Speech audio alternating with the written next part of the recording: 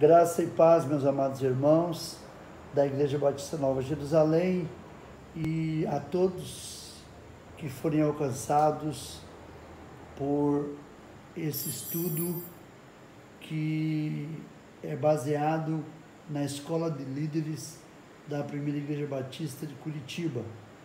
E a aula 1, ela trabalha com o caráter e com o carisma. E a pergunta da aula 1: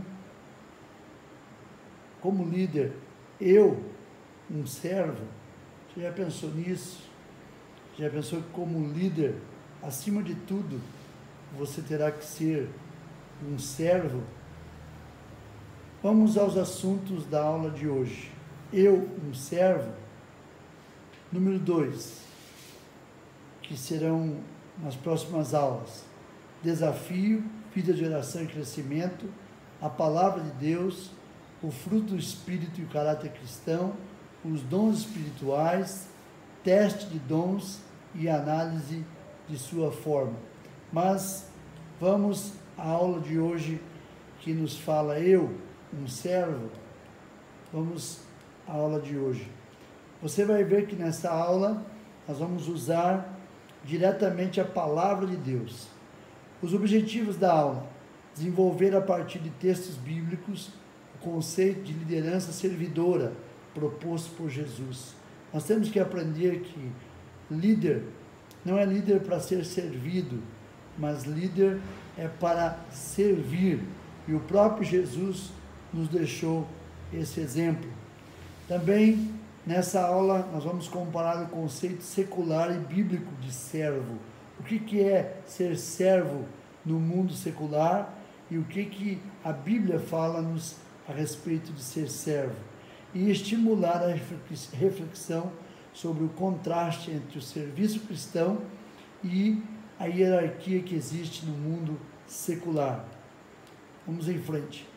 Bem, primeiro, chamados para servir. Você sabia que você foi chamado para servir? Você foi chamado para ser salvo, para morar no céu, mas você também foi chamado, em especial, para servir. Eu gosto de dizer que nenhum crente foi chamado para ficar sentado no banco, mas a partir do momento que cada crente começa a entender os seus dons e usar os seus talentos para a honra e glória do nome do Senhor, então a igreja começa a cumprir o seu propósito. E o propósito de Deus para a nossa vida é que imitemos as atitudes de Jesus, obedecendo ao Pai, a Deus, e desenvolvendo na prática um serviço amoroso a favor das pessoas. Você está disposto a ser esse tipo de líder? Não aquele líder que gosta de apontar o dedo para o defeito dos seus liderados ou de outras pessoas, mas aquele líder que está disposto a servir com amor e trabalhar em favor do crescimento das pessoas.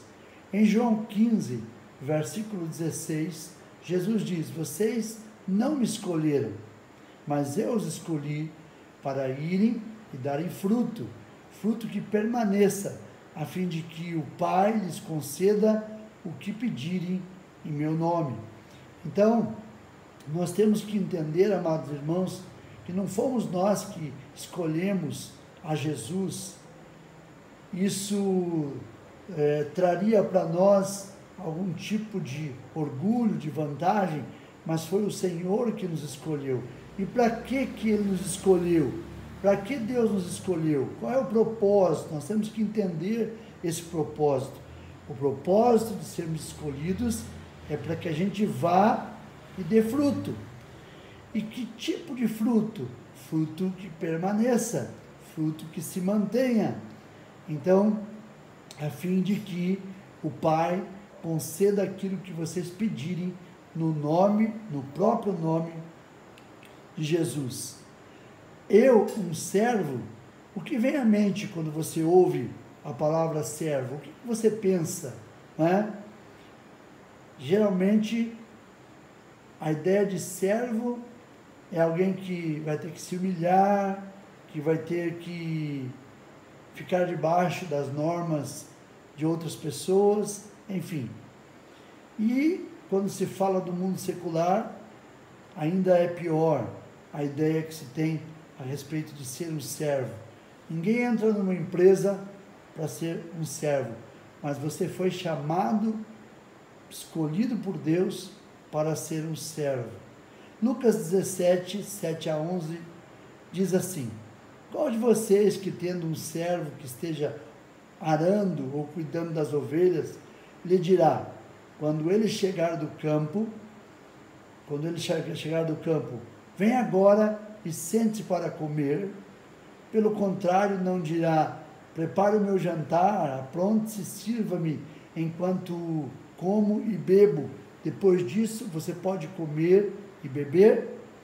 Será que ele agradecerá ao servo por ter feito o que lhe foi ordenado? Assim também vocês, quando tiverem feito tudo o que lhes for ordenado, devem dizer, somos servos inúteis, apenas cumprimos o nosso dever. Amados, eu fico maravilhado com a questão de liderar e de ser liderado, de ser servo na concepção de Jesus. Ali ele faz uma comparação daquele servo que trabalhou durante o dia todo, arando a terra, cuidando das ovelhas, e no final chega e imagine que o seu patrão diga para ele assim, venha comer comigo. Mas não é exatamente isso que Jesus diz que acontece. Depois daquele servo ter trabalhado o dia todo, arando a terra e cuidando das ovelhas, ainda ele é convocado para preparar o jantar, não para ele, mas para o seu patrão, para o seu senhor. E depois que o seu senhor se servir, comer e beber, então o servo, depois de ter feito todo esse trabalho, poderá vir, comer e beber. E ainda tem mais. Será que ele vai agradecer ao servo por ter feito o que ele lhe ordenou? Então, da mesma forma, parece um contrassenso, parece algo injusto, algo desrespeitoso, mas a Bíblia diz que depois de termos feito tudo o que Jesus nos ordenou que fizéssemos, nós ainda seremos considerados servos inúteis por apenas cumprir o nosso dever. O conceito de Jesus lá em João 15, 12 diz, meu mandamento é este, amem-se uns aos outros, como eu os amei. Nós devemos amar os nossos irmãos, por quê? Porque Jesus, o nosso Senhor, nos deu o exemplo. E ele diz ainda, ninguém tem maior amor do que aquele que dá a sua vida pelos seus amigos. Vocês serão meus amigos se fizerem o que eu lhes ordeno. Já não os chamo servo, porque o servo não sabe o que o seu senhor faz. Em vez disso, eu os tenho chamado amigos, porque tudo o que eu ouvi de meu Pai, eu lhes tornei conhecido. É interessante que Jesus, ele dá um passo à frente. O conceito que ele passa aqui em João 15 a respeito do servo é mais elevado do que aquilo que nós imaginamos. Além de servo, Jesus nos convida a sermos seus amigos. E ele justifica isso, que nós somos seus amigos, porque aos amigos os senhores contam os seus segredos, os seus desejos. E é isso que Jesus fez. Ele revelou a sua vontade a nós, e agora, além de servo, nós somos considerados amigos do Senhor Jesus. Isso é tremendo, é maravilhoso. O conceito de Jesus, na nossa perspectiva, devemos lembrar nossa condição de servos sempre. Isso é muito importante. Amado, independente do teu cargo, se você é pastor, se você é um diácono, se você é um professor de escola dominical, se você é um líder de ministério, você é servo. Em última instância, em primeira instância, você é servo. E ser servo é um antídoto contra o orgulho. E por isso, na perspectiva de Jesus, ele também nos vê como amigos. Além de servos, somos amigos de Jesus. E diz ali, em 2 Coríntios 5, Paulo nos diz: naturalmente não há amor em nosso coração para com Deus. Ele é uma conquista, pois somos constrangidos. Pois o amor de Cristo nos constrange, diz a palavra, porque estamos convencidos de que um morreu por todos. Cristo é essa pessoa que morreu por todos, morreu por toda a humanidade. Logo, todos morreram.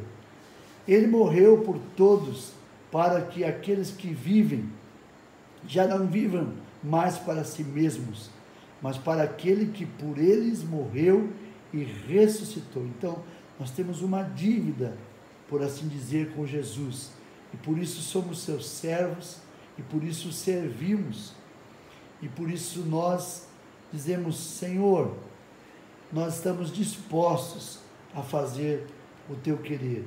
Jesus, o modelo de servo.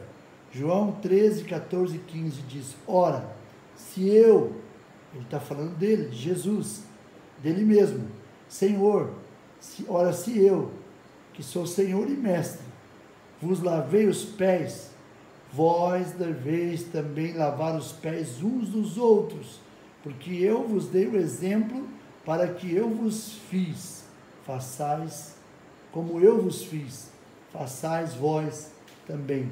Nós devemos agir com humildade, sempre com humildade, a mesma humildade, espírito de servidão, seguindo o modelo de Jesus, fazer a mesma coisa que Jesus fez, sermos servos. Amém? Aleluia. Dando continuidade, Marcos 10 diz: porque o Filho do Homem também não veio para ser servido, mas para servir e dar a sua vida em resgate de muitos. Ora, Jesus, o Filho de Deus, aqui também chamado Filho do Homem, que é uma terminologia que Jesus usou muito a respeito dele mesmo, veio para servir. Quanto mais nós devemos entender. Então, o pastor não está para te servir, o líder de ministério não está para te servir, mas você precisa servir. Se todo mundo entender assim, nós não vamos ter nenhum problema. Nós temos que entender bem quando eu digo isso, porque a partir do momento que eu entendo que eu devo servir as pessoas, ninguém deve exigir que eu faça isso, porque eu já estarei fazendo isso. Isso é tremendo e maravilhoso. Características de um servo, está pequenininho ali, mas dá para eu ler para vocês. Em 3 João, diz assim: tenho escrito à igreja, mas Diótrefes, que procura ter entre eles o primado, não nos recebe. Por isso, se eu for, trarei à memória as obras que ele faz, proferindo contra nós palavras maliciosas, e não contente com isto, não recebe os irmãos, impede os que querem recebê-los, e os lança fora da igreja. Amado, não sigas o mal, mas o bem. Quem faz o bem é de Deus, mas quem faz o mal não tem visto a Deus. Veja a característica, aí nós vemos um homem chamado Diótrefes, que tem a característica exatamente contrária daquela que todo o servo sincero e verdadeiro de Cristo deve ter. Ele era contra aquilo que João escrevia à igreja, e ele diz assim, que era um homem que falava palavras maliciosas, um homem que ficava contendendo. É triste quando nós vemos na igreja pessoas que gostam de contender, de brigar, de fazer confusão. Uma pessoa que não recebe os irmãos, e além de não receber, ainda se havia na igreja alguém que queria receber os irmãos em Cristo, ele se indispunha, ele aconselhava aquela pessoa a não receber as demais pessoas. E se a pessoa insistisse, a Bíblia diz que ele os lançava fora da igreja. E ele diz bem claro que aquele que faz o bem é de Deus, mas aquele que faz o mal, ele não conhece a Deus. Agora ali em Mateus 20, no capítulo 20 a 28, diz a respeito da história de uma mãe que se aproximou de Jesus, a mãe dos filhos de Zebedeu, com seus filhos, e prostrando-se, fez-lhe um pedido. E Jesus disse: o que você quer? E ela então disse: declara que no teu reino estes 2 meus filhos se assentarão, um à tua direita e outro à tua esquerda. E olha o que Jesus disse para aquela mulher: vocês não sabem o que estão pedindo. Podem vocês beber o cálice que eu vou beber? Ele estava se referindo à sua morte, ao seu sofrimento. Podemos, ele disse. Responderam eles, porque de fato não sabiam que Jesus iria sofrer. Jesus lhes disse: certamente vocês beberão do meu cálice, mas o assentar-se à minha direita ou à minha esquerda não cabe a mim conceder.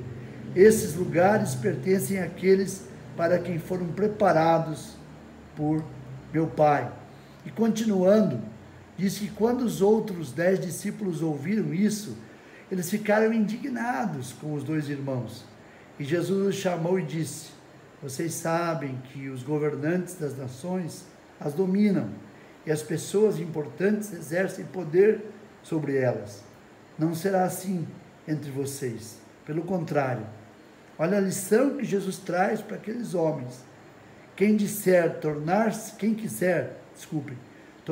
importante entre vós, deverá ser servo, e quem quiser ser o primeiro, deverá ser escravo, como o Filho do Homem, que não veio para ser servido, mas para servir e dar a sua vida em resgate por muitos. Se você pega esse capítulo aqui, era natural que Jesus dissesse àqueles que ficaram indignados: vocês têm razão, eles estão pedindo algo impossível.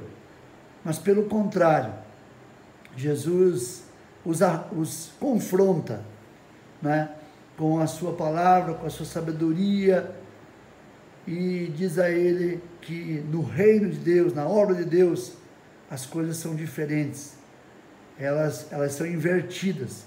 Aquele que quiser ser importante, deverá ser servo, e aquele que quiser ser o primeiro, deverá ser o último. Aquele que quiser ou ser escravo, ou ser servo, e ele dá o exemplo dele mesmo, do Filho do Homem, que não veio para ser servido, mas para servir e ainda mais dar a sua vida em resgate por muitos.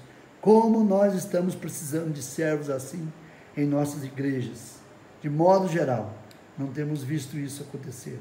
E o exemplo de Paulo, servo de Jesus Cristo, ele diz, chamado para apóstolo, separado para o Evangelho de Deus, Romanos 11, capítulo 1, versículo 1. Paulo e Timóteo, servos de Jesus Cristo, a todos os santos em Cristo Jesus que estão em Filipos, com os bispos e diáconos. Lá em Filipenses 1, ele diz: Paulo, servo de Deus e apóstolo de Jesus Cristo, segundo a fé dos eleitos de Deus e o conhecimento da verdade, que é segundo a piedade. Tito 1:1. Veja que maravilha, nesses 3 textos, irmãos, Paulo se auto-intitula, em primeiro lugar, servo de Jesus Cristo. Ele não diz profundo conhecedor da palavra, um grande homem, um homem com uma inteligência extraordinária, um homem que fala muitos idiomas, não. Ele diz servo de Jesus Cristo. E a pergunta que ecoa essa a você nessa noite, nesse momento, nesse estudo: você quer ser servo? O que significa ser servo? É sinônimo de altruísmo. E altruísmo é uma das marcas que caracterizam o servo Jesus, ao contrário do egoísmo. Deus deseja que os seus servos sejam altruístas. Lá em Filipenses 2, diz assim: e se nós seguíssemos tão só esses versículos, de 3 a 8, a igreja seria diferente. Nada façais por contenda ou por vanglória, mas por humildade. Cada um considere os outros superiores a si mesmo. Como é que você tem considerado o teu outro irmão? Não atente cada um para o que é propriamente seu, mas cada qual também para o que é dos outros. De sorte que haja em vós o mesmo sentimento que houve também em Cristo Jesus. E qual foi esse sentimento? A Bíblia diz que ele, sendo em forma de Deus, ele não teve por usurpação, ele não se apegou a ser igual a Deus, mas ao contrário, esvaziou-se a si mesmo, tomando a forma de servo, fazendo-se semelhante aos homens e achado na forma de homem, humilhou-se a si mesmo, sendo obediente até a morte e morte de cruz. Você está disposto ainda à perspectiva cristã de altruísmo, autoestima, respeito e consideração por si próprio. Autoestima não é egoísmo, não é errado. Egoísmo é o amor excessivo ao bem próprio, sem consideração aos interesses alheios. Egoísmo não é o mesmo que considerar a si mesmo. Humildade, virtude bíblica que nos dá a consciência da nossa fraqueza. Imagem negativa de si não é humildade. Então nós temos que distinguir isso muito bem, né, irmãos? Essa é uma parte bem interessante para a gente avaliar e saber que autoestima é uma coisa, que egoísmo é outra, que humildade é uma coisa e baixa autoestima é outra. Não é humildade. O servo humilde, lá de Isaías 57:15, porque assim diz o alto e o sublime, que habita na eternidade, cujo nome é santo, um alto e santo lugar habito, como também com o contrito e abatido de espírito, para vivificar o espírito dos abatidos e para vivificar o coração dos contritos. Veja a condição do Senhor Deus, né? Ele diz aqui que ele está num lugar alto e sublime, ele habita na eternidade, o seu nome é santo, ele habita num lugar alto e santo, mas também ele tem a capacidade de habitar e de visitar o contrito e o abatido de espírito, para vivificar o espírito dos abatidos e para vivificar o coração dos contritos. Quais atitudes você deve ter segundo as filosofias? Na filosofia grega, seja sábio. Na filosofia romana, seja forte. Entre os religiosos, seja bom. Entre os epicureus, aproveite a vida. Entre os humanistas, acredite em si mesmo. E no legalismo, imponha-se. E na perspectiva bíblica, a Bíblia diz: amai-vos cordialmente uns aos outros com amor fraternal, preferindo-vos em honra uns aos outros. Romanos 12, versículo 10. Porque não nos pregamos a nós mesmos, Paulo dizendo, mas a Cristo Jesus, o Senhor, e nós mesmos somos vossos servos por amor de Jesus. 2 Coríntios 4, 5. Porque vós, irmãos, fostes chamados à liberdade. Não useis então da liberdade para dar ocasião à carne, mas servi-vos. Olha a palavra servir aí, uns aos outros, pelo amor e em amor. Gálatas 5, versículo número 13. Perspectiva bíblica ainda. Rogamo-vos, irmãos, que reconheçais os que trabalham entre vós e que presidem sobre vós no Senhor e vos admoestam, e que os tenhais em grande estima e amor por causa da sua obra, tendes paz entre vós. 1 Tessalonicenses 5, de 12 a 13. Já pensou na importância de você valorizar aqueles que presidem, que trabalham na igreja, do pastor, dos diáconos, dos líderes de ministério? Sabe, irmãos, nós muitas vezes nos tornamos muito legalistas, religiosos, e nos apegamos mais às coisas do que às pessoas. Nós temos mais amor às coisas do que às pessoas. Aqui Paulo diz, escrevendo à igreja de Tessalônica, que eles deveriam reconhecer os que trabalham entre eles, deveriam reconhecer. Diz a nós também que devemos reconhecer. E você tem reconhecido essas pessoas, não somente na teoria, mas na prática. Eu sempre digo assim, às vezes as pessoas, elas dizem, se precisa fazer alguma coisa para a igreja, comprar algum instrumento, fazer um banheiro, um prédio, qualquer coisa parecida, elas não têm nenhuma dificuldade e todo mundo se anima e se alegra. Mas se alguém disser assim, olha, vamos ver se o nosso pastor não precisa de uma ajuda, se ele não precisa ser melhor reconhecido, melhor retribuído, então aí já vem a dificuldade. Mas Paulo diz exatamente o contrário.